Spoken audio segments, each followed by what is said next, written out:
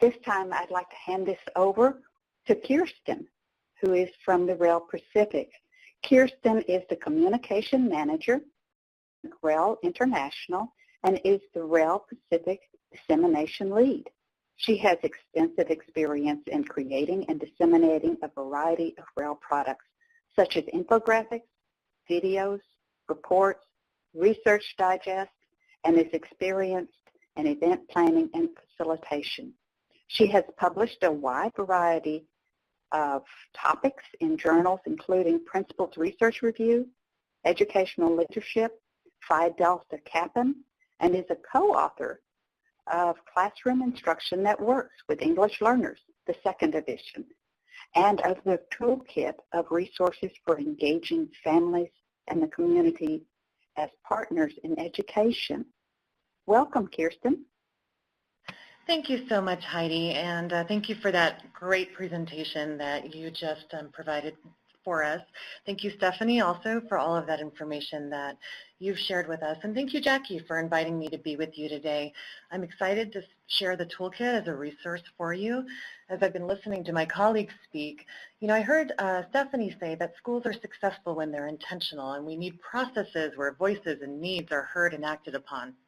And that's really what I'm hoping I'll be able to offer you today, as well as some information on how to get around some of those barriers that Heidi mentioned.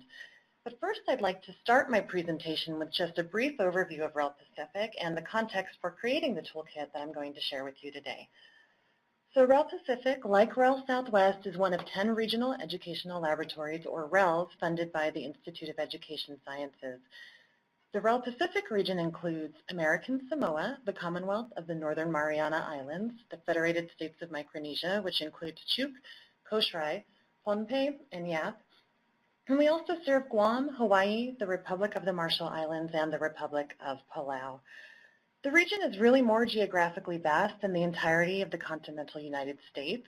So as you can imagine, that can pose some challenges for us. It is largely rural, and as I was watching the chat box, I know that Allison mentioned that in the comments that rural settings can be challenging for travel reasons, which impacts the amount of time people have to get involved, and the number of resources that they have.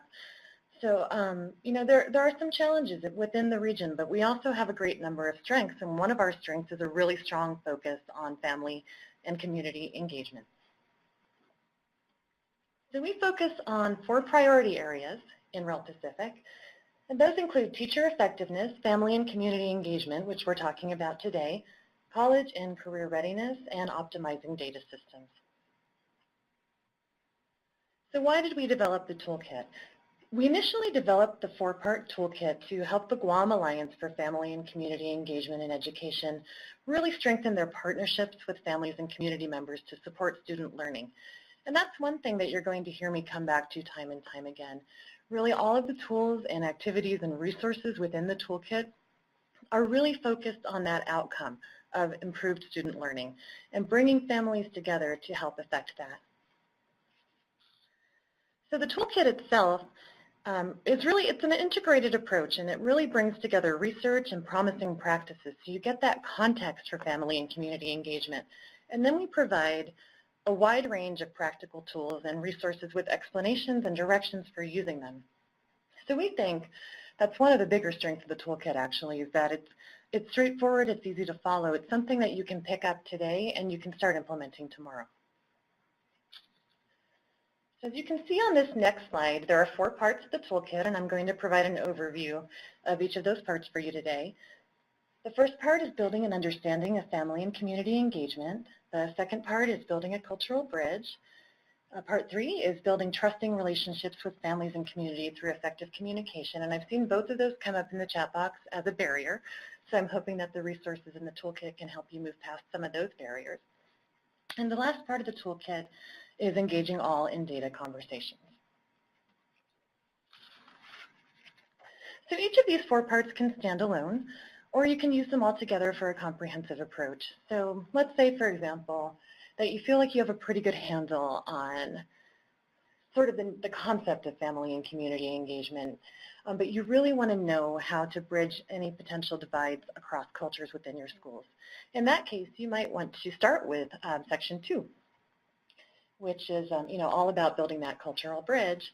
But I think you'll also see as we go through my presentation today that each part of the toolkit really kind of builds on the prior part. And there's some overlap. So you'll find that there are some strategies, for example, in part 4, which is about engaging all in data conversations. And those are strategies that you can potentially use just with some other types of conversations with your schools, or within your schools, with your families. So each part of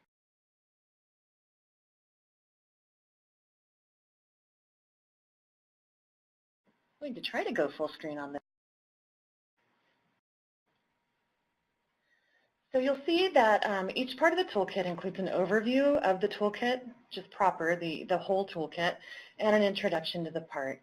And within each of these sections, you'll find different topics and different types of tools. So you'll see that the first part of the toolkit is the longest part. There's 4 sections to that part, just 2 sections to each of the other parts. I'm going to go ahead and take this back down and move on to my next slide.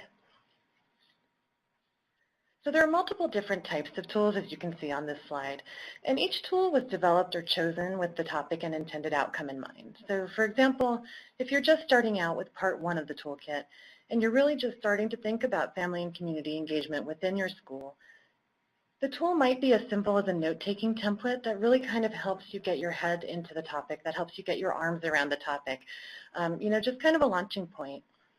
Whereas when you're more deeply brainstorming, let's say about features of individualism or collectivism, that particular tool will include a chart and some scenarios that you can work from. So let's start with part 1, building an understanding of family and community engagement.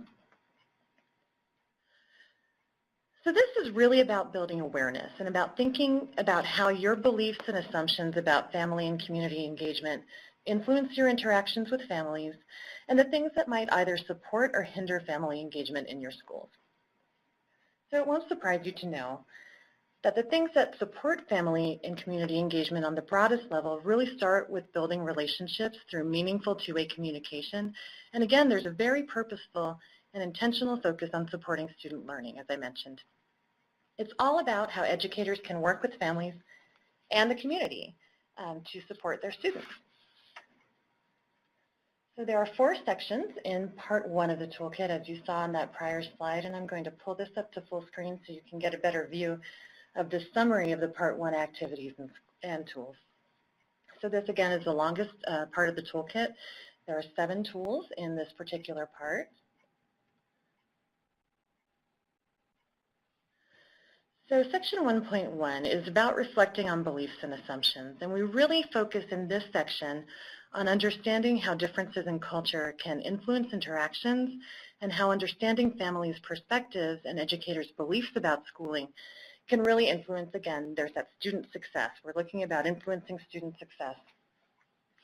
So when you're trying to understand another person's perspective, particularly when there's a cultural difference, it's really helpful to ask guiding questions. And those are things like, if I had a child in school, what specific information would I want to hear from the teacher at the beginning of the school year? Or maybe the middle of the school year, or the end of the school year as your child is preparing to graduate to the next grade? Or how and when would I like to be approached about a problem? Because that's a little bit of a tricky topic. We sometimes have a little bit of difficulty knowing how to approach parents about problems or having conversations that are really productive around problems.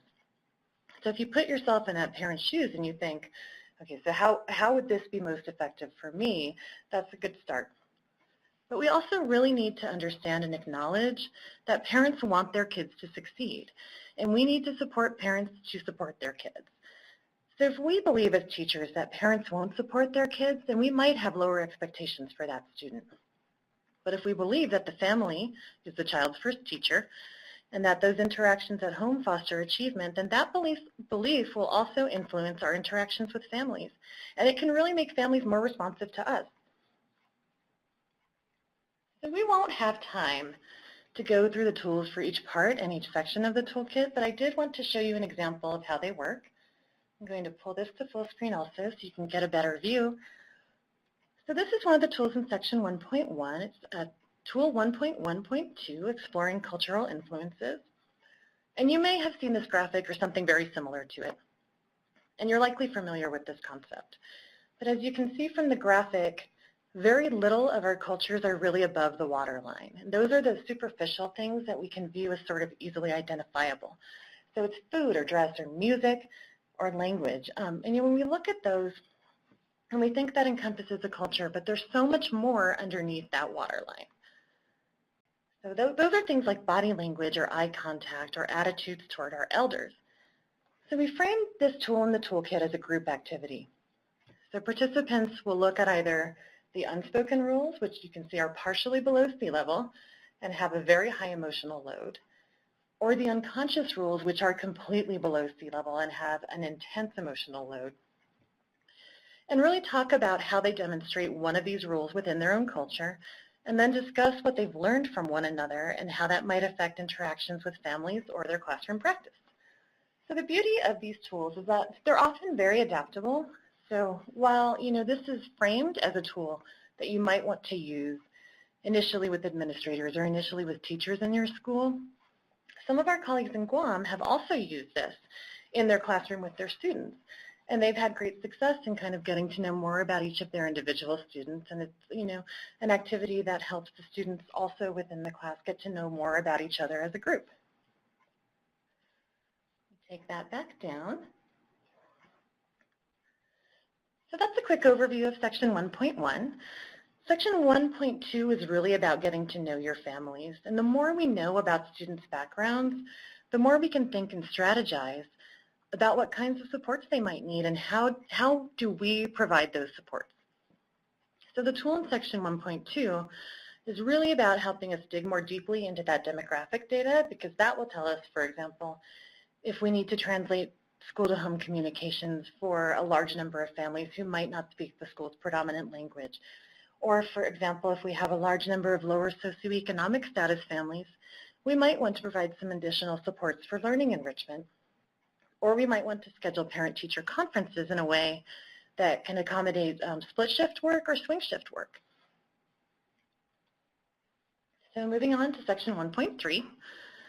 So we all view the world through the lens of our own cultures and our belief systems. And Section 1.3 is really about understanding that influence of your cultural lens. And just because your lens differs from someone else's doesn't mean that they aren't equally valuable.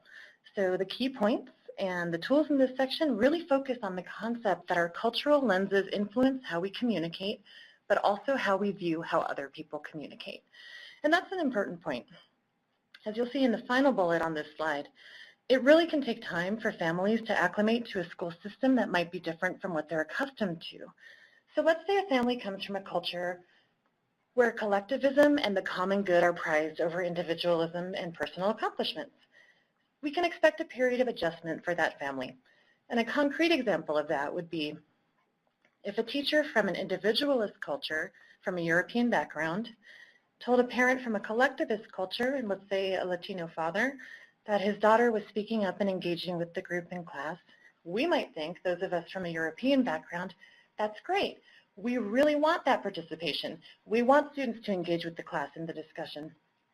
But the father might think that maybe she's being disruptive or that she's in trouble for talking too much. So we need to be aware of those kinds of differences. And finally, the final section of Part 1 of the toolkit is Section 1.4, and that focuses on acknowledging cultural differences. So you can see through this progression how the toolkit is kind of scaffolded. We focused up until this point on examining and reflecting and understanding differences, and next we really need to explicitly acknowledge differences. Heidi was speaking about barriers to engagement earlier. And the second key point here, relational trust, I saw some information or some comments in the questions and discussion also about communication and about trust. So the second key point really talks about breaking down those barriers, and that's whether it's language or family life or school experience. And we'll talk a bit about building those trusting relationships when we get to Part 3. But this part is a little bit tricky. We also need to be really aware of any of our own biases that can influence our beliefs about how other cultures view education and schooling practices. And we need to be careful not to discount beliefs or practices that are associated with different cultures just because they're different. And we know this, right? Of course, we all know this.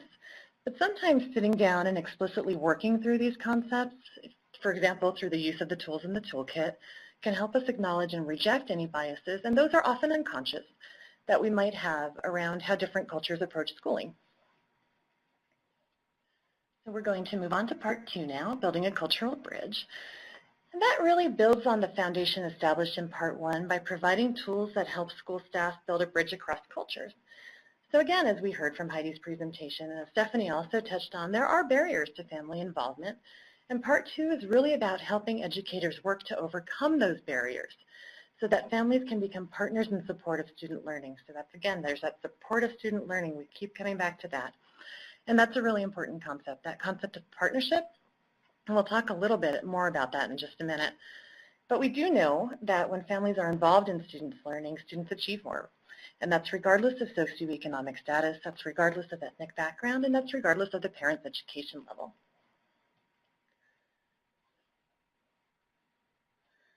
So we have 2 tools in part 2, and I'm just going to bring that to full screen again there. And again, you can see from the summary of tools that they follow that progression.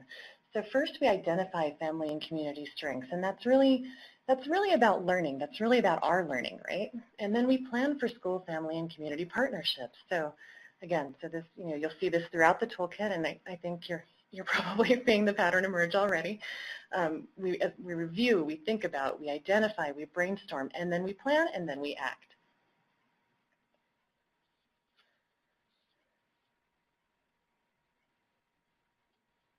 So section 2.1 is about tapping into the strengths of families and community members. And the first tool in part 2, as you saw in the summary, is one that helps you identify family strengths.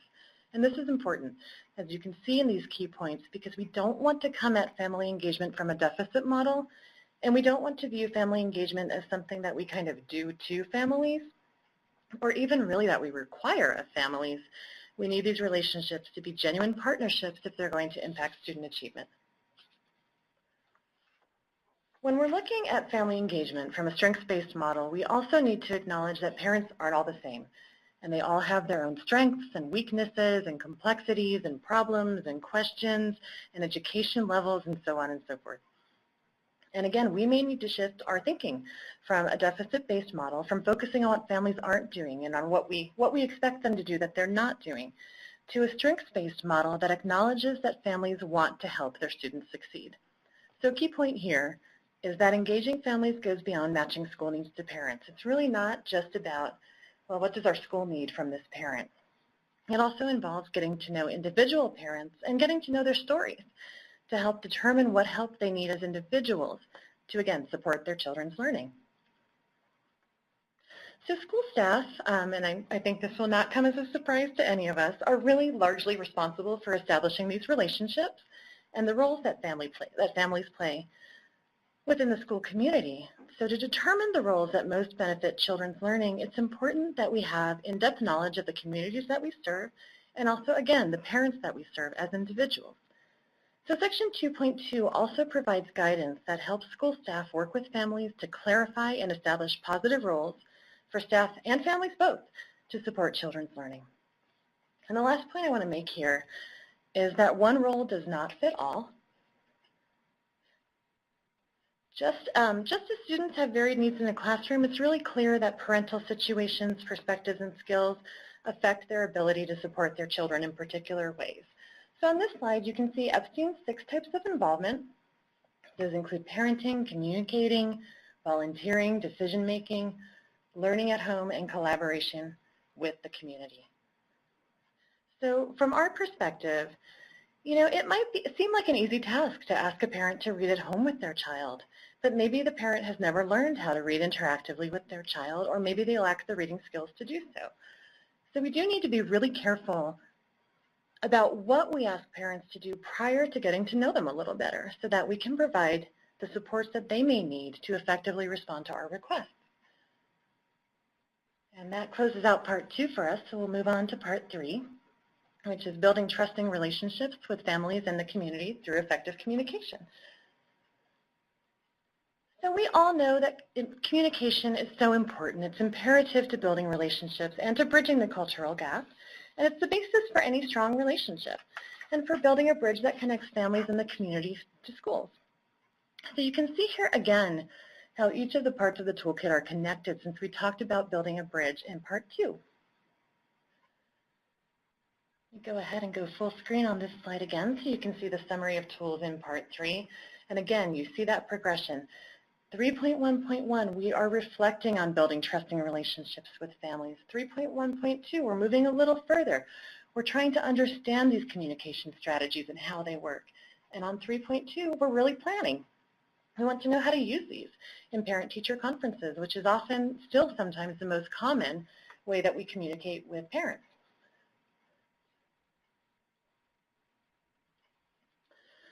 So it's critical for us to think about cross-cultural communication when we think about communicating within the school setting. So in diverse communities, cross-cultural communication is really a must, and that's to minimize any confusion and any frustration that people experience when they enter the environment where not only their language, but also their attitudes and sometimes their values and behaviors are different from that of the predominant culture. So when all of those things are different when you walk into a school, that can be very stressful for families. And so we use the tools in the toolkit to try to mitigate some of that stress. And we know, of course, that building trusting relationships is an ongoing process. It's not just a one-and-done event. And many of you know from your own experience, and research will back this up, that families who get involved in schools are typically those whose home culture most clearly matches the values reflected in the schools. So your minority families, your lower income families, your families who speak limited English are often underrepresented in school level decision making and also in family engagement activities. And this can be the result of differing needs from the families or different values and levels of trust rather than a family's lack of interest or willingness to get involved. So when families have those different needs, those different values, those different levels of trust, we need to find ways to conduct outreach activities that bring school staff into the homes or community centers, or in the case of the Pacific, into villages sometimes.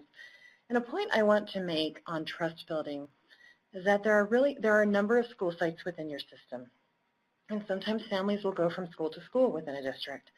So you want your outreach activities to be fairly consistent across the system because that will also help build families' trust in the system.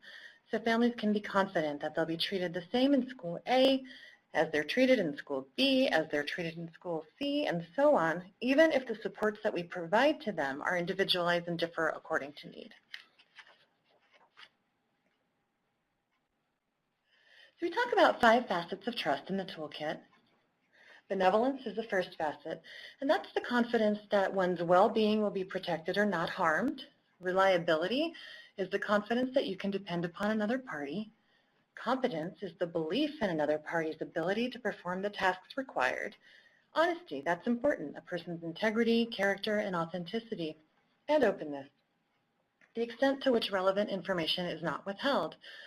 So you'll see in these first 2 bullets, right, the word confidence comes up in each of those. So it's really, trust, as we mentioned, is not a one-and-done event, but you need to continue to build confidence among your parents, among your families, among your community members, that you have their best interests at heart, and that you will consistently be there to support them and to support their student in their education.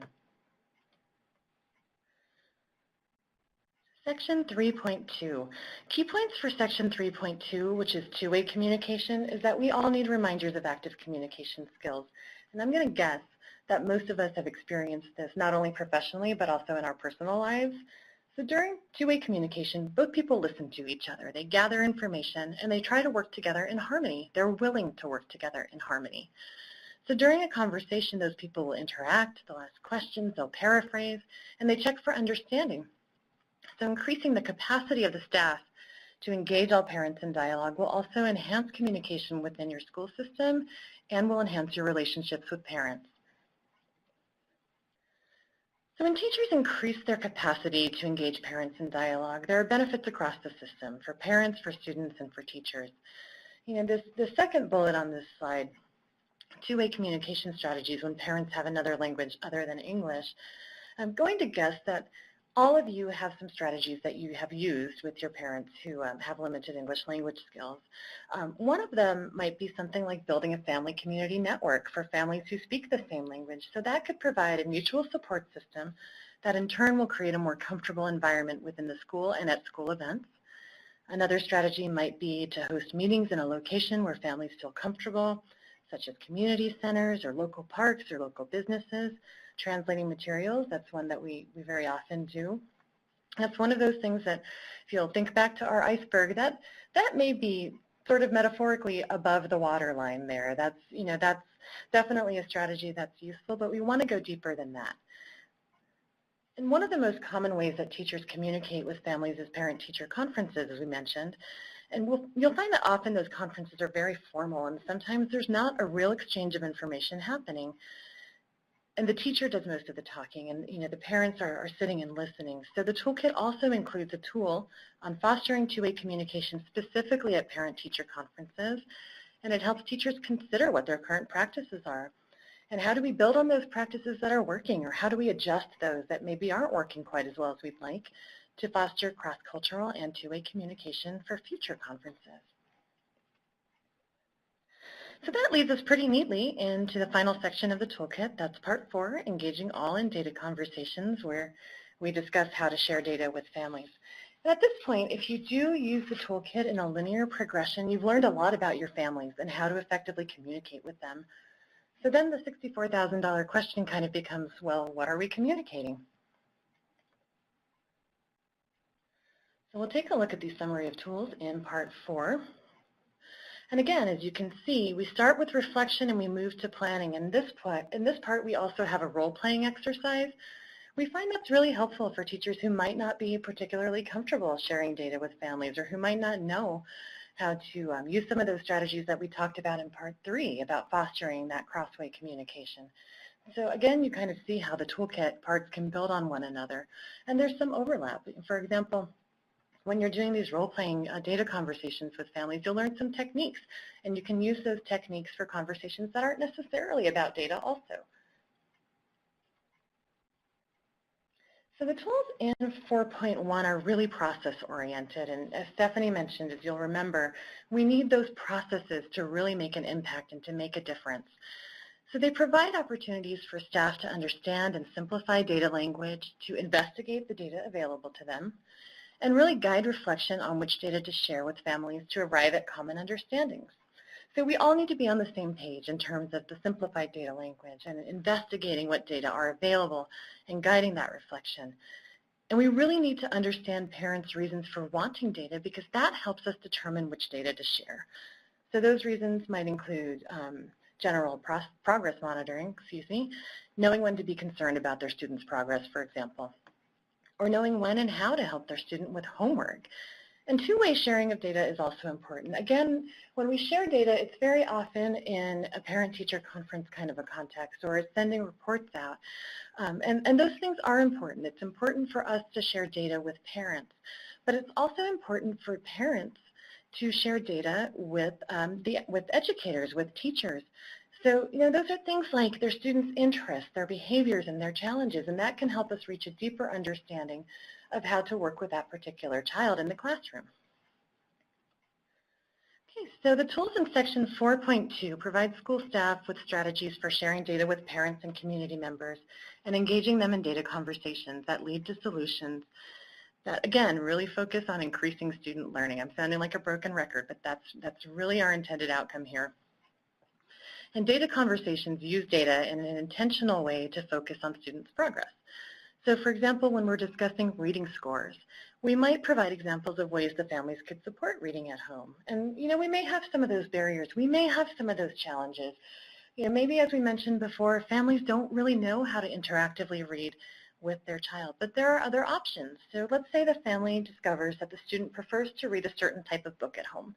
The teacher might try to make sure that that particular type of book is also available in the classroom to hold the student's interest during class time. So I'm going to ask Jackie to pull up our poll now. We'd like to know what your or your staff's level of comfort and experience with regard to data sharing is. And we ask this question because as you work through the parts of the toolkit, and particularly as you work through Part 4, you may find that, you know, we sort of assume that as educators, we know how to share information, right? We're pros and we know how to do this, but we don't always know how to share information with particular demographics or with people whose language is, you know, not in originally English with second language learners. Or, you know, sometimes we don't know how to share data in a way that really fosters improvement. And so we want you to kind of think about that as you're working through the toolkit and as you get to Part 4. And so how do you know? How will you know about that? You know, we see, if we look at the responses here, we have a number of people who are very comfortable. We have some people who are somewhat comfortable. We have a few people who are not very. One more second before we go ahead and end that poll. So how do you know about this? So you might consider gathering perception data from staff using a questionnaire and organizing the data using a graph. So if you do that at an administrative level, that gives you sort of some context for working through the tools that are in Part 4 of the toolkit. You kind of know, you know, the areas that you need to address, and you can address those in those role-playing conversations, for example. So thank you for participating in that. So there are 3 real purposes for data conversations with families. Gathering information, which is usually done to provide a more complete picture of student performance. So in this case, a parent might feel like her student isn't spending enough time on homework and might want to know if the student is turning in assignments on time. The second one is guiding improvement. We talked just a moment ago what that might look like for reading. And the third one is for finding solutions for addressing problems revealed by data. So let's say the data for a particular student reveal a couple of things. The student misses a lot of class, and the student's behavior when she is in class is disruptive, and she's also not turning in her assignments. So we've got a few things that in play here. But we can probably speculate that there's a link between her attendance and her behavior and her missing assignments. So we can start by looking at strategies to increase her attendance, and then once we've got that under control, we can start looking at strategies to address those other issues. When we work through the activities in Part 4, you'll find that the role-playing activity uses these 3 techniques for making data conversations more productive. The first technique is presuming positive intent, and this is a really powerful strategy. We want to make sure that we don't phrase questions in a way that assumes negative intent, which can put people on the defensive. So when you assume positive intent, you might frame a question like this. I've noticed that your child seems tired at school. What time is he able to get to sleep? Whereas framing a question in a negative way is more like, can you put your child to bed earlier? He's always tired. So you're assuming almost a level of negligence on the part of the parent there. And that really shuts down the conversation. We want to always presume positive intent, and we want to keep that dialogue open. So paraphrasing is the next one. So we want to restate what we're hearing, and I think most of us do that pretty typically, but we don't want to just restate the statement. We want to restate the emotion behind it, so we let parents know that we're really listening. So we might say, for example, you're frustrated about your son's math scores, or you're hoping that your daughter can improve her reading and her literacy, so that parents really know that we're trying to hear where they're coming from. And this last slide for my presentation, I'm going to go ahead and put that in full screen also so you can get a better look at that. We provide this just so you have a way to kind of reflect on all of the parts of the toolkit as you work through them. So you want to think about, as you're working through these tools and activities, how does the toolkit fit into your current work? How does family and community engagement align with the goals of your system? What challenges do you foresee? There usually are a few implementation challenges. And what are some of the potential positive outcomes of using the toolkit? So that's my presentation for you today, and I would encourage you to download those resources. And certainly if you have any questions for me about your own context, I'm happy to field those to the best of my ability. But I'm going to stop here and turn that back over to Jackie, and I thank you very much for your time and attention today. Thank you so much, Kirsten, and thank you to Heidi and Stephanie as well. We really appreciate your presentations today, and we had a question in our